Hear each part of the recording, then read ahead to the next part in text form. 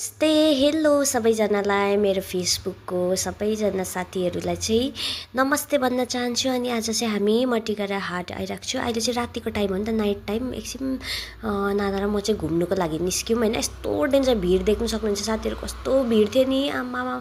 हिँड्नुको लागि जग्गा पनि थिएन होइन। यो चाहिँ मैले अलिकति खाली ठाउँमा गइकन गरेको, यस्तो डेन्जर भिड थियो। यही भिडभाडबाट अब चाहिँ हामी यहाँनिर एक दुईवटा सौदा गरेर निस्केर चाहिँ केएफसी आइरहेको छौँ साथीहरू। हामी चाहिँ अब धेरै दिन बाद केएफसी पसिरहेको यहाँनिर खानुपर्छ भनेर चाहिँ म र नानाको सल्लाह थियो। अनि यहाँनिर चाहिँ आएको छौँ हामी साथीहरू। अनि यहाँनिर चाहिँ हाम्रो अहिले चाहिँ यस्तो रहेछ नि त, अनलाइनै अर्डर गऱ्यो, अनलाइनै पे गर्यो होइन। अन्त यहाँनिर चाहिँ ठक्कै कोड आयो, कोड त्यहाँदेखि चाहिँ ल्याउनु गयो सामान।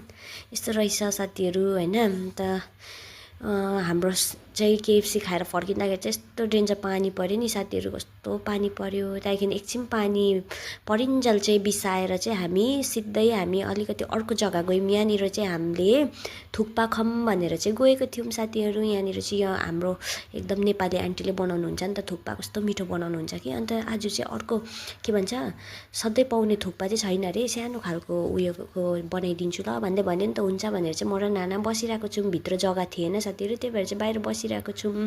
त्यहाँदेखि हाम्रो यहाँनिर टेस्टी टेस्टी थुक्पा आइसकेको छ साथीहरू। यत्रो यत्रो पेलामा दिन्छ नि, अम्मामा खानु नसक्ने हुन्छ होइन। मिठो चाहिँ मिठो पाउँछ साथीहरू। यहाँनिर नानाले चपस्टिक्सले ट्राई गर्नु हुँदैछ, म चाहिँ काँटाले ठिक छ भनेर साथीहरू खाँदा खाँदै पानी आएर चाहिँ हामी भित्र पस्नु परेको थियो हामीलाई हो।